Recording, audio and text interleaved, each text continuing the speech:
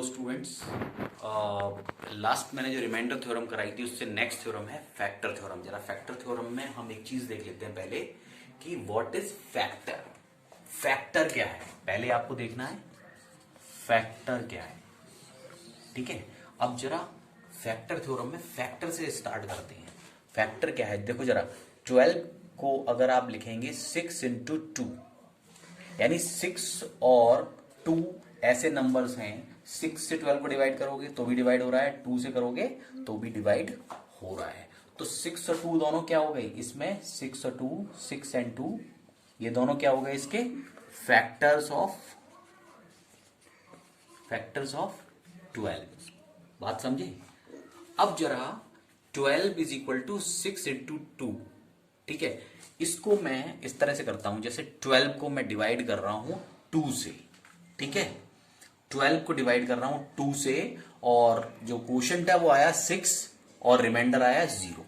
ठीक है, ऐसे ही मैंने एक नंबर और ले लिया, जरा ध्यान देना मेरी बात पे। मैंने एक नंबर और ले लिया 15, मैंने इसको भी डिवाइड किया 2 से, रिमाइंडर आया, वो क्वोशंट आया 7 और रिमाइंडर आया 1। ठीक है, अब हमारे पास एक फॉर्मूला जो था डिवाइडेंड वाला, dividend is equal to divisor into quotient plus remainder होता है। मैंने इसी फॉर्म में इसको और इसको दोनों को लिखा। जरा देखिए, 12 इज इक्वल टू 2 इंटू 6 या 6 इंटू 2 प्लस 0, क्योंकि यहां रिमाइंडर है नहीं।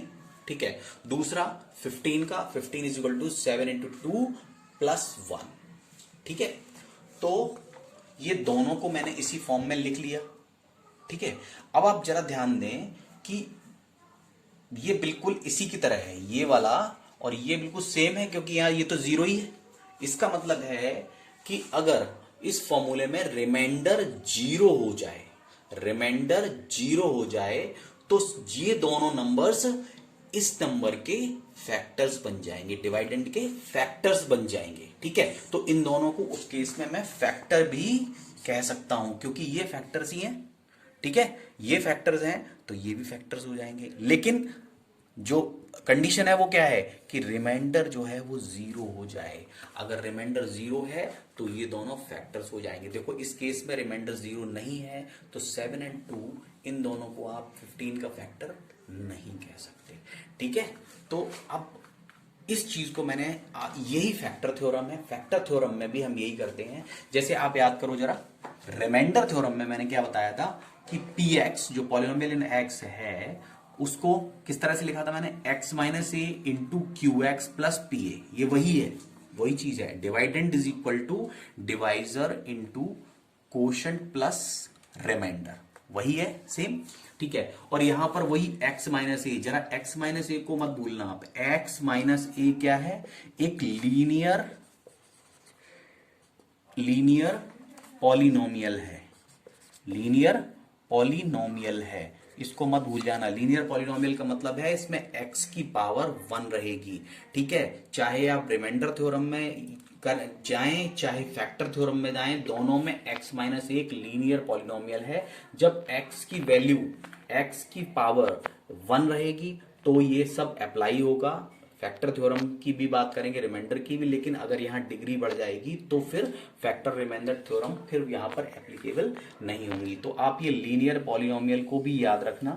x माइनस ए जब तक है यहाँ पर एक्स स्क्वायर एक्स क्यूब कुछ भी हो जाएगा तो फिर ये अप्लाई नहीं होंगी दोनों थ्योरम्स। तो यहाँ पर x माइनस ए की बात हो रही। ठीक है, तो अब जरा फैक्टर थ्योरम को पढ़ लो और फटाफट से ये वाली बात जो मैंने बताई है ये समझ में आ जाएगी। देखो, if px is a polynomial of degree n greater than और equal to 1, px is a polynomial, degree उसकी 1 या 1 से ज्यादा है, एक पॉलिनोमियल है, and a is a real number. ये पहले आप फैक्टर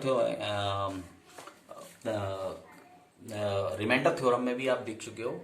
अब इसकी कंडीशन क्या है, if x minus a is a factor of px, x minus a is a factor of px if pa is equal to 0। अगर pa 0 है तो x माइनस ए इसका फैक्टर हो जाएगा। ये चीज हम यहां समझ चुके हैं। यहां पर भी देख लो आप, यहां पर अगर ये pa 0 हो जाएगा तो अगर pa 0 है, if pa is equal to 0 तो ये क्या हो जाएगा, px is equal to x minus a into q x अपने आप हो जाएगा। यानी अब हम कह सकते हैं कि yes x minus a is a factor of px। बिल्कुल हो जाएगा अगर pa 0 है तो। ये बिल्कुल प्रूव हो रहा है क्योंकि pa हटा दोगे तो ये दोनों ऑटोमेटिकली px के फैक्टर बन जाएंगे। ये मैं आपको यहां पर क्लियर कर चुका हूं कि ये कैसे फैक्टर होगा। दूसरी कंडीशन देखो आप, सेकंड कंडीशन है, फर्स्ट ये हो गई। सेकंड कंडीशन क्या है कि if pa is equal to 0, if x pa 0 है, pa 0 होगा if x minus a is a factor of px। अगर x माइनस ए px का फैक्टर है तो pa 0 होगा। कैसे?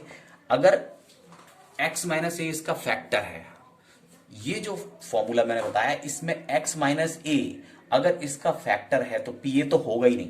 तो क्या होगा मेरे पास, अगर फैक्टर हम इसको मान रहे हैं तो ये किस तरह से होगा, ये केवल इतना होगा x minus a into q x, इतना ही तो होगा क्योंकि ये तो है ही नहीं।